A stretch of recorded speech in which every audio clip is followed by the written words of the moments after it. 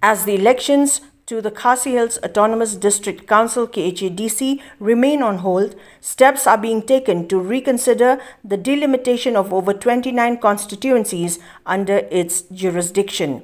To manage this task, a Delimitation Committee was established to explore the possibility of regrouping areas for a more balanced division of constituencies. The committee's report was then submitted to a special select committee led by Deputy Chief Executive Member of the Khadc, Pynshngain N Syiem, with inputs from various executive members of the council. In a statement to the media today, Pynshngain N Syiem revealed that the Delimitation Committee's report indicates some villages or localities prefer to remain unchanged, while others are open to being included in different other constituencies. Syiem added that these preferences have been taken into account and consultations with village and locality representatives are underway to finalize the delimitation, which will be officially confirmed soon.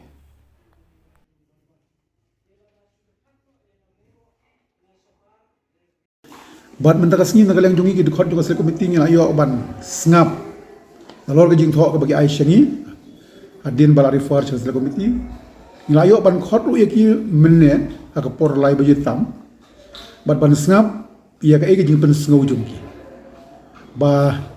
kam mauro ki kwa la kumnu bandang ne maulai kam madan deting ki ong bala kumnu ngindang ne apo nong chumai nang ta ka thai sopian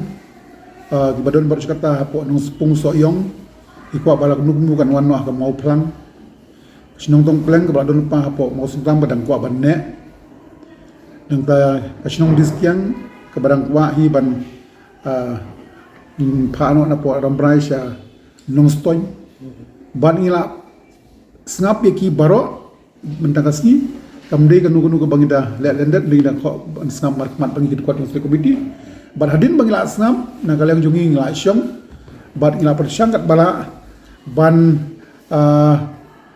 yai lang gargat pasur jongki bawan pensno in sapai bini abyang tenrei ya ga igi pensno jongki ngila persangkat bala ban snap parcha skor ban pedang izin ke park jungki lain no hang yang pilot si UR bangi nimban si kita kilong ge ba ye ikam terusni bagi na persang kat bala ban adjust bakin nomrit han bakin nom het han hoi ni susu nimban si idon gi bentang gi bangi haban ya isya nomor ba ginang de ye tang la ar ndai di konstitusi kam kisno ngakap sor lei ta sor gi inumai ban het han ro nomor ba kaki bagi balong no deserve badon ka right ban akhir di tangki rival dia kan kham sitom hi bangin ia perangkat kerdan bagi kursi nong gendong tapi wala ka tarung na persangkat bala ban atlas jinge debat ka mau prem lawan nang ta jinge debat ka nong mai ka pentor bat ter te ngis kam bagan gaji no nyum ngi tsni kalau enggak ike bacop bat ini dan setang hendak ban finalization ya jadmit bat hadin la syai la segi pakar ke ke bare di posisi cemat oh gitu ke plus ada no plus point kamu harap bentor gini sa plus issue ka mo prem maban gini sa plus issue karena kamu long adjust ke bala kamu nak mulai gendor ke cemat na mulai itu kamu mau part la adjust lepas kawan apa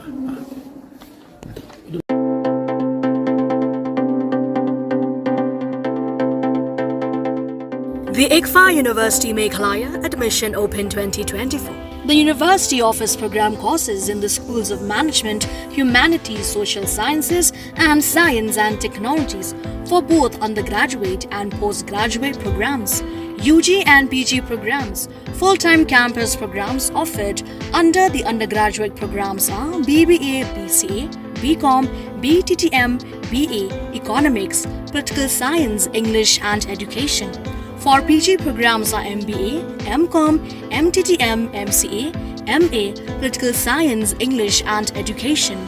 MA Khasi, MSW and MA Music. For further information and details, visit or contact the ICFA University Meghalaya Shillong Campus, Powerville near Shillong Law College, Khadc, Meghalaya. Phone number 0364 222 0057. 94851 58603, 700-505 7728, 8794 250646.